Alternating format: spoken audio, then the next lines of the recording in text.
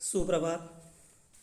देखिए छात्रों, हम विशेष अध्ययन हेतु ये 13वां गद्य पाठ जो है कनुप्रिया और इसके लेखक जो है वह है डॉक्टर धर्मवीर भारती, इसे हम हल कर रहे थे।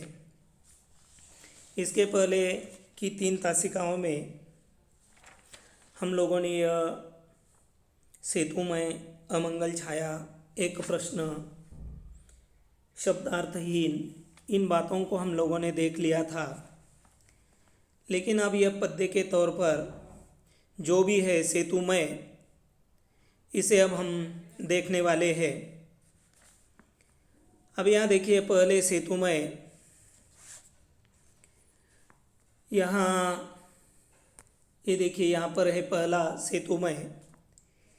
नीचे की घाटी से ऊपर के शिखरों पर जिसको जाना था वह चला गया। हाय मुझी पर पग रख कर मेरी बाहों से इतिहास में ले गया। सुनो कनु सुनो, क्या मैं सिर्फ एक सेतु थी तुम्हारे लिए? लीला भूमि और युद्ध क्षेत्र के अलंग्य अंतराल में, अभी सुने शिखरों, मृत्यु घाटियों में बने सोने के पतले गुंथे तारों वाले पुल सा, निर्जन निरर्थक कांपता सा यह छूट गया मेरा यह सेतु जिस्म, जिसको जाना था वह चला गया। अपने पहले भी ये जो उनकी कृति है, जो रचना है, उसके बारे में विद्वानों में एक वाक्यता नहीं हो सकी है, एक मत नहीं हो सका है कि यह खंड काव्य है या महाकाव्य है।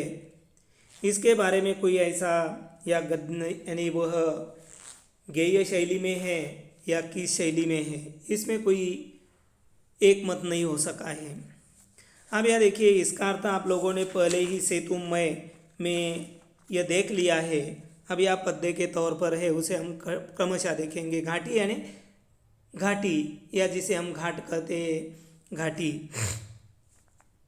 नीचे की घाटी से ऊपर के शिखरों पर, यह राधा जो है, राधा कन्हैया से कहती है, कनु से कहती है कि हे कनु, हे कन्हैया, नीचे की जो घाटी है उस घाटी से ये ऊपर के जो शिखर है, उन शिखरों पर जिसको जाना था वे लोग तो चले गए हैं। लेकिन देखिए, नीचे की घाटी से ऊपर के शिखरों पर जिसको जाना था वह चला गया। यानी नीचे की घाटी से जिनको ऊपर के शिखरों पर जाना था वे तो चले गए हैं। हाय मुझी पर पग रख मेरी बाहों से इतिहास में ले गया। पग यानी पैर। ये राधा कन्हैया से, कृष्ण से कहती है, लेकिन बलि तो मेरी ही चढ़ी है, क्योंकि ये जो शिखर पर जाने वाले जो लोग हैं उन्होंने मेरे ही सिर पर पैर रखा है। मेरे ही सिर पर पैर रखकर मेरी ही बाहों से तुम्हें ले गया है। फिर आगे ये राधा जो है कन्हैया से कहती है, सुनो कनु सुनो, क्या मैं सिर्फ एक सेतु थी तुम्हारे लिए? वह कन्हैया से, कृष्ण से कहती है कि हे कन्हैया, इस लीला क्षेत्र से ऊपर उठकर लीला भूमि और युद्ध क्षेत्र के अलंग्य अंतराल में, यह राधा भगवान श्री कृष्ण से कहती है कि हे कनु, ये जो तुम्हारा लीला क्षेत्र है, क्योंकि आपने महाभारत में भी देख लिया है या कई बार आपने भजन कीर्तन सुना होगा तो उसमें भी यह शब्द कई बार सुना होगा कि भगवान श्री कृष्ण की अनेक लीलाएं थी, उन्होंने अनेक लीलाएं की थी।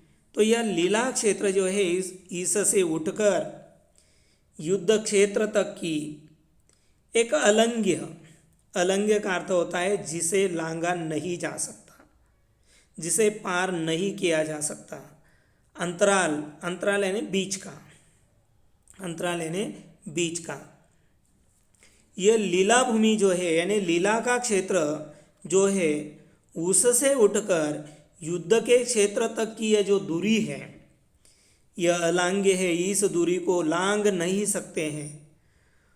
और उसे लांघने के लिए क्या मैं सिर्फ एक सेतु थी तुम्हारे लिए?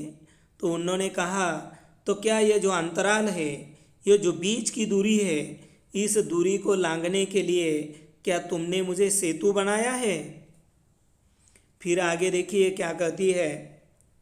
अब इन सुने शिखरों मृत्यु घाटियों में बने सोने के पतले गुंथे तारों वाले पुल सा निर्जन निरर्थक कांपता सा यह छूट गया मेरा ये सेतु जिस्म, जिसको जाना था वह चला गया। जिस्म, जिस्म का अर्थ क्या है? शरीर। अब यह राधा जो है, राधा कहती है कि अब इन शिखरों पर, यानी यह सुने हुए जो सुने शिखर जो है, शिखरों और मृत्यु घाटियों में, और यह शिखर और मृत्यु घाटियों के बीच बने सोने के पतले गुंथे तारों वालों सा पुल, पुल यानी पुल जिसे हम सेतु भी कहते हैं। तो यह जो भी है, यह शिखर और यह मृत्यु रूपी घाटी जो है, इन दोनों के बीच बना यह सोने के पतले और गुंथे हुए तारों से बना हुआ यह पुल है। लेकिन यह पुल कैसा है? बिल्कुल निर्जन है, निरर्थक है। फिर आगे वह कहती है कि इस सोने के पतले, पतले यानी पतला जिसे हम पतरा कहते हैं, गुंथे, गुंथना यानी गुंथना, गुंफणे मराठीमध्ये म्हणतो। तो यह पतले और गुंथे, पतले और तारों से गुंथा हुआ यह पुल जो है, पुल की तरह, यानी यह पुल निरर्थक और निर्जन था, या निर्जन और निरर्थक की तरह। फिर आगे देखिए, कांपता सा यहाँ छूट गया मेरा यह सेतु जिस्म की तरह मेरा यह सेतु रूपी शरीर जो है, यह सेतु रूपी जिस्म यानी शरीर, यह सेतु रूपी मेरा शरीर कांपता हुआ निर्जन और निरर्थक रह गया है।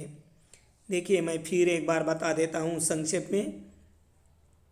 ये राधा जो है, राधा अपने कन्हैया से कहती है कि हे कन्हैया, ये जो आपका लीला क्षेत्र है, जो हजारों लीलाएं आपने की है, वह लीला का क्षेत्र से उठकर युद्ध के क्षेत्र तक की जो बीच की जो दूरी है वह अलांघ्य है, उसे लांघ नहीं सकते। तो क्या उसे लांघने के लिए आपने मुझे सेतु बनाया है? फिर आगे वह कहती है कि अब यह जो शिखर है, शिखर और यह मृत्यु रूपी जो घाटी है के बीच बना हुआ यह जो पुल है, वह पुल, वह कहती है कि सोने के पतले और तारों से गुंथा हुआ यह पुल जो है, पुल की तरह मेरा यह सेतु रूपी शरीर जो है कांपता हुआ निर्जन और निरर्थक रह गया है। इस प्रकार सेतु मैं, ये जो पहला पार्ट है उसे हम लोगों ने देख लिया। अब देखिए अमंगल छाया। घाट से आते हुए कंदप के नीचे खड़े कनु को ध्यान मग्न देवता समझ प्रणाम करने जिस राह से तू लौटती थी बावरी, आज उस राह से न लौट। उजड़े हुए कुंज, रौंदी हुई लताएं, आकाश पर छाई हुई धूल, क्या तुझे यह नहीं बता रही कि आज उस राह से कृष्ण की 18 अक्षौहिणी सेनाएं युद्ध में भाग लेने जा रही है। आज उस पद से अलग हटकर खड़ी हो बावरी, लता कुंज की ओट, छिपा ले अपने आहत प्यार को आज इस गांव से। ठीक है, यहाँ तक कि हम पहले देख लेंगे। अब यह अमंगल छाया जो है उसमें हम देखेंगे, आपने पहले भी देख लिया है कि इस पद्य में धर्मवीर भारती जो है उन्होंने अवचेतन मन की राधा चेतन मन वाली राधा को संबोधित करते हुए कहती है, अवचेतन यानी जिसमें चेतना नहीं है। हम देखिए चेतना, और एक आधा व्यक्ति होती है जिसे हम गाली देते हैं, उनका अपमान करते हैं, फिर भी उसे कुछ नहीं होता है, तो हम उसे क्या कहते हैं? ये अवचेतन है। आपको गाली दी जाती है तो आपको गुस्सा आ जाता है, यानी आपको चेतना होती है।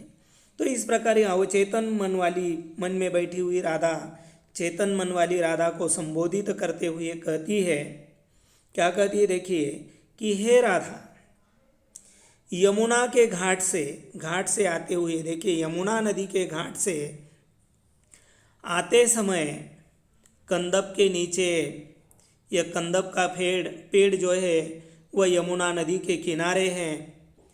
उसके नीचे यह कन्हैया यानी भगवान श्री कृष्ण खड़े हैं और उसे यानी कन्हैया को देवता समझकर, ध्यान मग्न देवता समझ प्रणाम करने, यानी उसे देवता समझकर यह राधा जो है उसे प्रणाम करने के लिए तुम जिस राह से लौटती थी,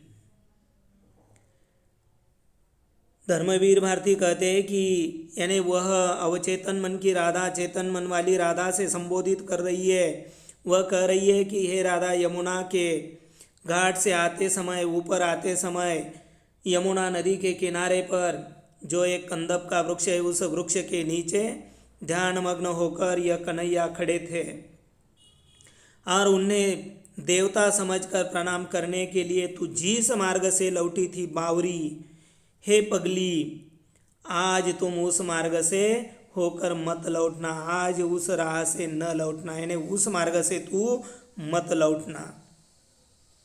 फिर आगे वह कहती है, उजड़े हुए कुंज, रौंदी हुई लताएं, आकाश पर छाई हुई धूल, क्या तुझे यह नहीं बता रही आज उस राह से कृष्ण की 18 अक्षौणी सेनाएं युद्ध में भाग लेने जा रही है।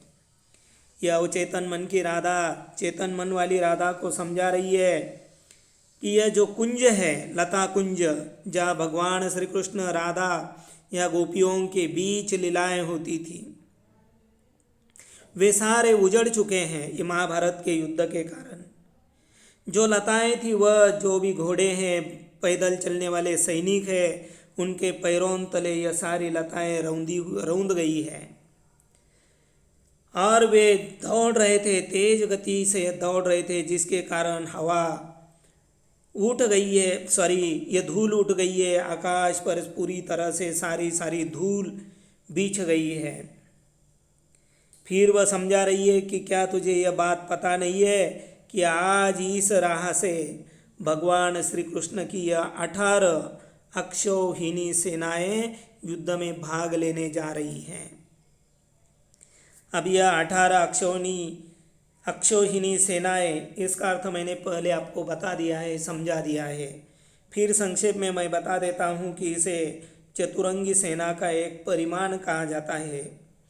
एक अक्षौहिणी सेना में 1,09,350 पैदल सैनिक होते हैं, 65,610 घोड़े होते हैं, 21,870 रथ और इतने ही हाथी होते हैं। उसके लिए अक्षौहिणी सेनाएं कहा जाता है।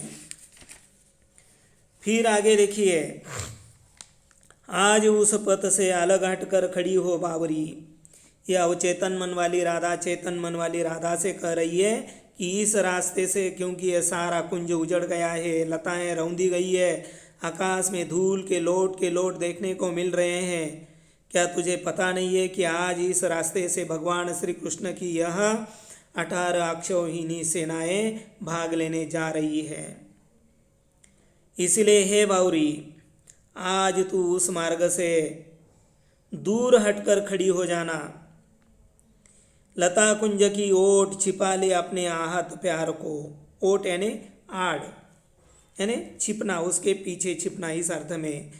और वह बता रही है कि यह लता कुंज की ओट में, लता कुंज की आड़ में अपने यह आहत यानी घायल, ये तुम्हारा जो घायल प्यार है, प्रेम है, उस प्रेम को, उस प्यार को छुपा ले, लता कुंज की ओट में छिपा ले अपने आहत प्यार को, यानी ये जो लता कुंज की आड़ में तू अपने इस घायल प्यार को, प्रेम को छिपा ले। आज इस गांव से, क्योंकि आज इस गांव से क्या है, देखिए आगे,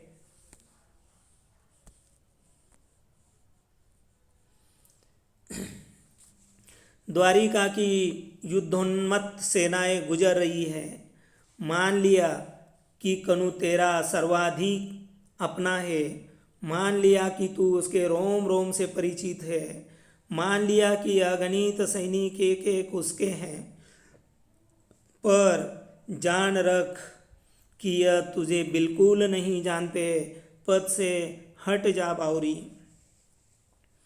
यह आम वृक्ष की डाल उनकी विशेष प्रिय थी, तेरे न आने पर सारी शाम इस पर टीक उन्होंने वंशी में बार बार तेरा नाम भरकर तुझे टेरा था। आज यह आम की डाल सदा सदा के लिए काट दी जाएगी, क्योंकि कृष्ण के सेनापतियों के वायु वेग गामी रथों की गगनचुंबी ध्वजाओं में यह नीची डाल अटकती है, और यह पथ के किनारे खड़ा छायादार पावन अशोक वृक्ष आज खंड खंड हो जाएगा तो क्या, यदि ग्रामवासी सेनाओं के स्वागत में तोरण नहीं सजाते तो क्या सारा ग्राम नहीं उजाड़ दिया जाएगा। दुख क्यों करती है पगली, क्या हुआ जो कनु के यह वर्तमान अपने तेरे उन तन्मय क्षणों की कथा से अनभिज्ञ है। उदास क्यों होती है ना समझ कि इस भीड़ भाड़ में तू और तेरा प्यार निरंतर अपरिचित है, छूट गए हैं। यहाँ तक हम देख लेंगे। अब यहाँ यह जो पहले आपने देख लिया था कि आज इस गांव से वो बता रही है कि यह सारे यानी तू लता कंज की ओट में अपने घायल प्यार को छुपा ले। क्यों?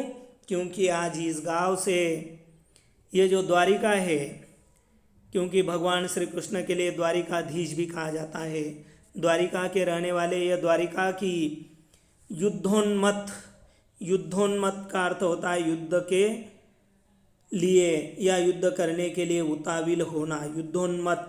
क्योंकि ये जो सैन्य है, जो सैनिक है, युद्ध करने की एक प्रचंड लालसा उनके मन में पैदा हुई है, और इसीलिए वो बता रही है क्योंकि आज इस गांव से द्वारिकाधीश की, द्वारिका की यह युद्धोन्मत्त, युद्ध के लिए उताविल हुए सेनाएं जो है वह गुजर रही है, जाने वाली है। फिर आगे यह राधा जो है यानी अवचेतन मन की राधा चेतन मन वाली राधा से कहती है कि हे राधा, मान लिया कि कनु तेरा, मैं मानती हूँ कि कन्हैया यानी सर्वाधिक अपना है, मानती हूँ मैं कि यह कन्हैया, यह कृष्ण सबसे अधिक तुम्हारा अपना है। फिर आगे वह बता रही है कि मान लिया कि तू उसके रोम रोम से परिचित है।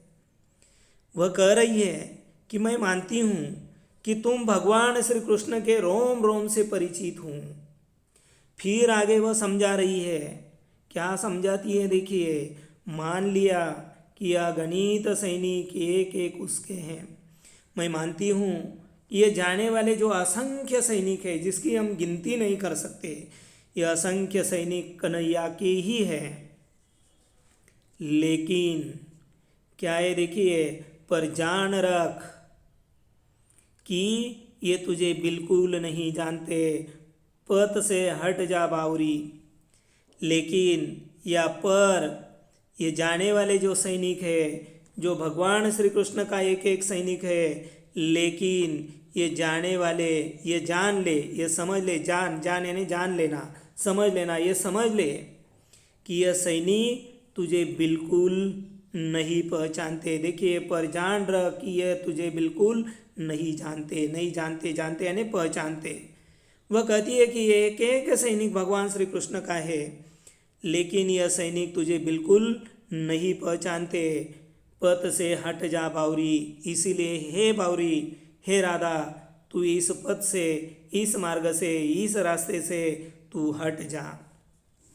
फिर आगे देखिए, यह आम वृक्ष की डाल उनकी विशेष प्रिय थी, तेरे न आने पर सारी शाम इस पर टीक उन्होंने वंशी में बार बार तेरा नाम भर कर तुझे टेरा था। यहाँ पर यहाँ एक कठिन शब्द है टेरना। टेरना का अर्थ होता है पुकारना, बुलाना, पुकारना।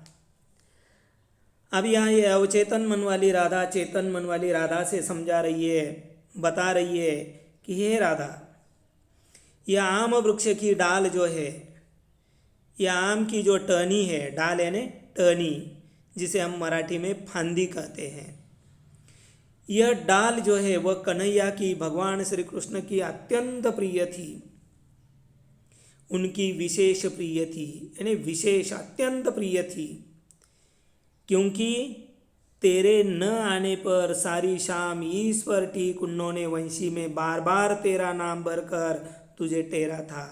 क्योंकि वो राधा समझा रही है कि जब तक तू यहाँ नहीं आती थी, तेरे न आने पर यानी जब तक तू यहाँ नहीं होती थी या नहीं आती थी, तब ये भगवान श्री कृष्ण या ये कन्हैया, ये कनु इसी डाल पर, उसी आम की डाल पर बैठकर वंशी में तुम्हारा नाम डालकर बार बार तुम्हें पुकारने का काम करते थे। रात रात वह बंशी बजाकर तुम्हें पुकारते बैठते थे। फिर आगे देखिए, आज यह आम की डाल सदा सदा के लिए काट दी जाएगी, क्योंकि कृष्ण के सेनापतियों के वायु वेगगामी रथों की गगनचुंबी ध्वजाओं में ये नीची डाल अटकती है, और यह पथ के किनारे खड़ा छायादार पावन अशोक वृक्ष आज खंड खंड हो जाएगा तो क्या, यदि ग्रामवासी सेनाओं के स्वागत में तोरण नहीं सजाते तो क्या सारा ग्राम नहीं उजाड़ दिया जाएगा। फिर आगे वह कहती है, देखिए आज ये आम की डाल सदा सदा के लिए काट दी जाएगी। अब चेतन मन की राधा, चेतन मन वाली राधा से समझा रही है, बता रही है। क्या बताती है, देखिए आगे वह समझा रही है कि आज ये आम की डाल सदा सदा के लिए, जो डाल अभी आपने देख लिया है कन्हैया की, कनु की, भगवान श्री कृष्ण की अत्यंत प्रिय थी। क्यों? क्योंकि जब तक राधा वहाँ नहीं आती थी तब तक कन्हैया इसी आम की डाल पर बैठकर वह राधा को वंशी बजा बजा कर उसे पुकारने का काम करते थे। यह कन्हैया की अत्यंत प्रिय ऐसी यह डाल थी, लेकिन आज वह सदा सदा के लिए काट दी जाएगी। क्यों काट दी जाएगी?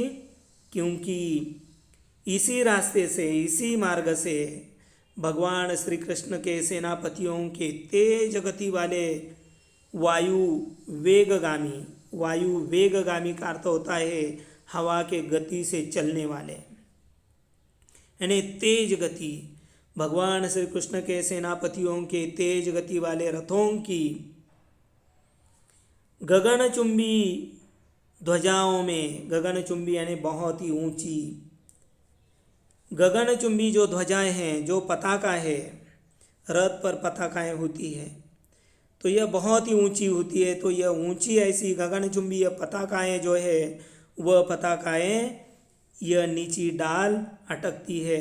उन पताकाओं में यह आम की डाल जो है वह अटकती है, उलझती है, और इसीलिए यह आम की डाल आज सदा सदा के लिए काट दी जाएगी। देखिए 4-5 पंक्ति मैं फिर से बता देता हूँ। यह आम की डाल जो है क्यों काट दी जाएगी? क्योंकि वह कन्हैया की अत्यंत प्रिय थी। क्यों प्रिय थी? अभी अभी अपने ऊपर के परिच्छेद में या ऊपर की पंक्तियों में देख लिया है। सदा सदा के लिए काट दी जाएगी। क्यों? क्योंकि भगवान श्री कृष्ण के सेनापतियों के तेज गति वाले रथों की जो ऊंची पताकाएं हैं, उन पताकाओं में, गगनचुंबी ध्वजाओं में यानी पताकाओं में यह डाल उलझती है, अटकती है, और इसीलिए उसे हमेशा के लिए काट दिया जाएगा। फिर आगे देखिए, और यह पथ के किनारे खड़ा छायादार पावन अशोक वृक्ष, पावन यानी पवित्र, और यह रास्ते के किनारे ये जो छायादार पवित्र अशोक का पेड़ जो है, उस पेड़ के भी आज खंड खंड हो जाएगा तो क्या, आज यह जो पेड़ है पवित्र, ऐसा जो अशोक का पेड़ है, छायादार जो पेड़ है, उस पेड़ के भी टुकड़े टुकड़े कर दिए जाएंगे, खंड खंड यानी टुकड़े टुकड़े कर दिए जाएंगे।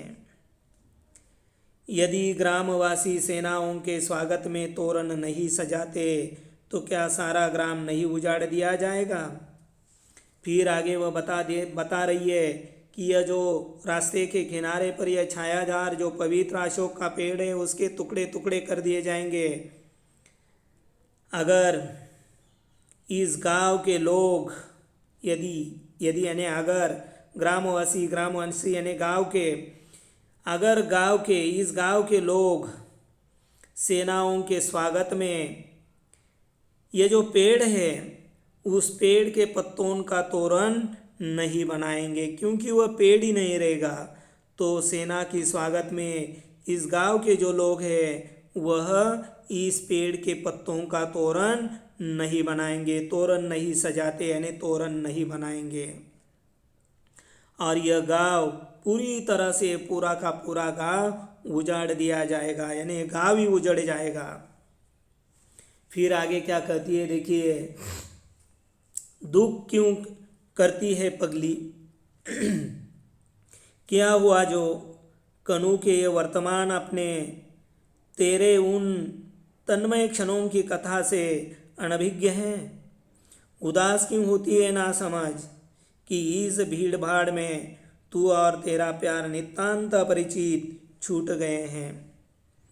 फिर आगे यह अवचेतन मन की राधा चेतन मन वाली राधा से बता रही है, समझा रही है, कह रही है कि अरे पगली देखिए दुख क्यों करती है पगली, उसे पगली बता रही है, मूर्ख बता रही है, बावली बता रही है कि हे पगली तुम क्यों दुखी होती हो, क्या हुआ। फिर आगे देखिए, कनु के वर्तमान अपने तेरे उन तन्मय क्षणों की कथा से अनभिज्ञ है। वह कहती है कि देखिए यदि आज का जो कृष्ण है, आज के जो कन्हैया है, वह कन्हैया तुम्हारे साथ पहले बिताए हुए तन्मय यानी तल्लीनता के गहरे क्षणों को भूल चुके हैं।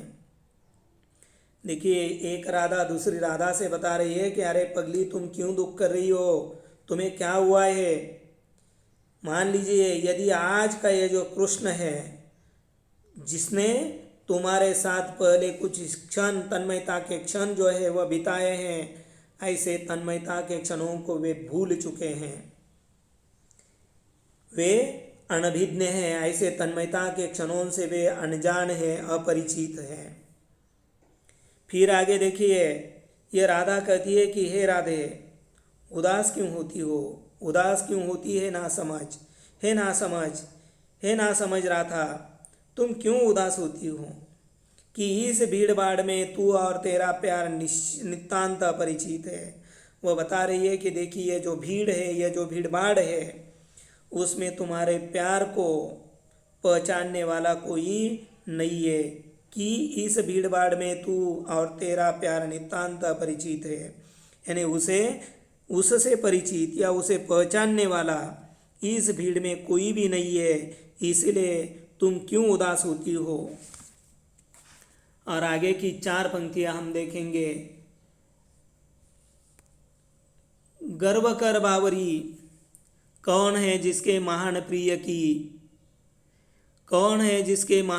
की 18 अक्षौहिणी सेनाएं हो। और यहाँ उन्होंने बताया था कि देखिए हे बावरी, हे पगली तुम क्यों दुखी होती हो, क्योंकि आज का जो कृष्ण है जिन्होंने तुम्हारे साथ तन्मयता के क्षण बिताए थे वे ऐसे क्षणों को भूल गए हैं।